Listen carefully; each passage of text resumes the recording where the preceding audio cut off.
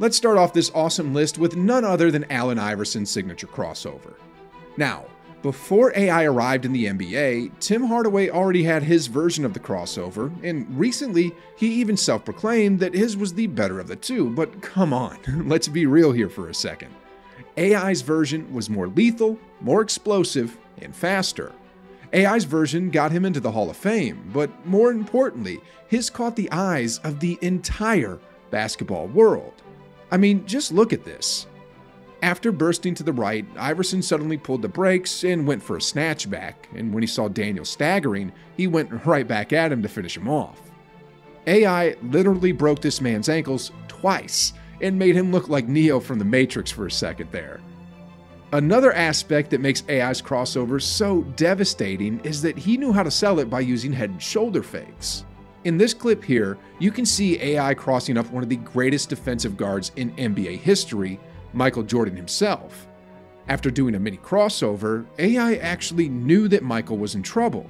He allowed MJ to recover before hitting him again, but this time with a huge crossover in the mid-range J, which got the crowd on their feet. Man, crossing the GOAT like that was just plain nasty. And according to AI, MJ still hasn't forgiven him yet for doing him dirty like that. Man, I was like, man, I love you, man. And he was like, you don't love me, you little you wouldn't love me. Now, AI's crossover is a signature move that was feared by many, but aside from that, here's another that scares the heck out of players, especially in transition. Every former MVP that's eligible. There's no easy layup if you got a 6'9", 250-pound monster tailing you from behind. LeBron's chase down blocks make sure that players always think twice in the open court. Take a look here. D Rose ran out of the gates in this play, and notice how LeBron slows down to match his pace. He knows that Rose will have to decelerate because Delly is there waiting for him, and that little delay is all LeBron needed to catch up and block D Rose's floater. LeBron's size, basketball IQ, and superhuman athleticism are the key components that allows him to do these superhuman blocks. And among all of LeBron's crazy chase downs, there's nothing that could top what he did on this next play. And to help me out on this one, let's hear it from LeBron's former teammate, Richard Jefferson. I'm sitting on the bench watching the play and I see the fast break and I was like, oh, and all of a sudden, because I'm watching the head of the play, and this is not an exaggeration, I'm watching this thing happening, and all of a sudden I see a black blur go out of nowhere. And I was like, holy and I was like, oh, we have a chance. Anyway, from LeBron's iconic chase downs, let's now talk about the Black Mamba signature move. We all know that Kobe's fadeaway had some similarities with MJ's, but over the years, he polished it to make it even more lethal and effective. In this play here, Kobe backs down Barnes, and after 2 hard pounds, he gives him a little shimmy to freeze him momentarily. That small separation is all Kobe needed to spin the other way and hit the fadeaway. Anyway, one move that Kobe didn't do better than MJ was the step back. During his prime in the 90s, nobody had a step back like Mike, which he constantly used to abuse his defenders. You can see MJ posting up this guy here. Once he leans back a little to feel the weight of his defender, he puts on a series of moves before pulling out the step back. On top of the jab steps and fakes, the key to MJ's step back lies in his footwork, and today you can see players like James Harden and Jordan Poole have all put their own touches to this simple move and amped it up to a whole new level. Good defense by Kyrie. There's Poole with the hesitation in the back pedal. The Milwaukee native hits the three. Now, apart from the step back, here's another signature move that transcended time and era. Absolutely amazing, Manu Ginobili. The Euro step has always been tagged to Manu Ginobili's name, but according to basketball historians, this move was already invented way back as early as the 50s and 60s. But nonetheless, Ginobili was the one who put this move on the map.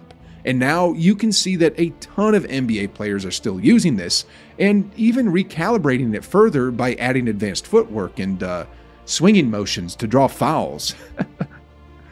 Basically, the Euro step is all about craftiness and deception. You have to convince your defender that you're going in a certain direction before quickly switching gears so that he'll have no time to establish a proper defensive position. Alright guys, next up on our list is the iconic skyhook of Kareem Abdul-Jabbar. Now, we all know that this might be the goofiest looking move on the list, because, you know, this is the kind of shot that you would see being pulled by 60-year-old dads in the local rec centers. But if we're gonna take a look back at Kareem's career, this awkward shot has given him 19 NBA All-Star selections, 6 MVPs, 6 championships, and 2 Finals MVPs. And he also became one of the greatest scorers in NBA history with this shot in his back pocket. Because of Kareem's 7'2" frame, the skyhook became virtually unguardable, as he would just use his left hand to shield the ball away from defenders, and then after that, the release point of the skyhook was just too high for any players to block. Though it was extremely effective back in the day, the skyhook eventually became outdated as time went by, but according to Kareem, here's the real reason why nobody uses it now. The reason that young kids today don't learn how to shoot hook shots is because everybody is so enamored with the three-point shot. So the kids, they don't want 2 points. They don't want to work with their back to the basket. That's not cool. They want to go out there in the stratosphere and shoot three-pointers. Anyway, from one legendary big man to another, let's now talk about Hakeem Olajuwon and his classic Dream Shake. When Hakeem arrived in '84, most big men in the league were either slow, had no legit post moves, and they just mostly shot the ball straight up on offense with no footwork whatsoever. But Hakeem changed all that when he brought a fresh new skill set to the center position and captivated us with his advanced footwork and incredible finesse when it came to his shot making. And this series of moves that he put together, later on became known as the Dream Shake. Now, since retiring, Olajuwon has taught his footwork to a lot of great NBA players as he mentored players like Yao Ming, Amari Stoudemire, Kobe, and LeBron. And up to now, Hakeem is still imparting his knowledge to the younger generation, like Alperen Sengun of the Rockets, to show that this move can still be effective in the modern NBA. Heck, even Steph Curry uses the Dream Shake from time to time. It away with plenty of time to work, and Curry will fire number 1. Anyway guys, while Hakeem's signature move did put us on the edge of our seats, the same thing could be said of when Magic Johnson started dazzling us with this move. Just like Hakeem, Magic brought a different style of play when he came into the league, as he revolutionized the point guard position with his electrifying showmanship. His no-look passes became his signature move, and because of that, the way he led the Showtime Lakers in the fast break was, well, it looked like magic. Now, from talking about one of the most entertaining moves in NBA history, let's now switch gears and talk about Tim Duncan's bank shot. Back when we were kids, we were told that the most efficient way to shoot the basketball is by kissing it off the glass. And though that may be true, we eventually deviated from using it because it was just too difficult to make and obviously impractical when you're taking shots from the mid-range and out on the perimeter. Tim Duncan, however, was not one of those kids.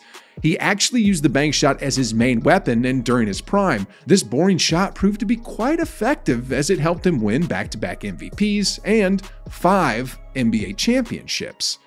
He shot a total of 1,934 bank shots over his career, and although players like Dwayne Wade and Russell Westbrook have tried copying his signature move, there's no player better and more efficient at doing this than Tim Duncan himself.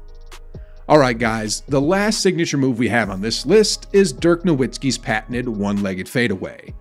Dirk was a unicorn back in the day who brought a huge change to the big man landscape of the NBA.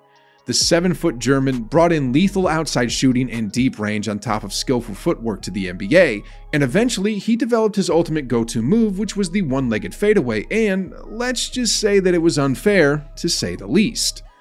I mean, here's Dirk backing down Hedo Turkoglu, and after just one bump, Dirk went for the one-legged fadeaway.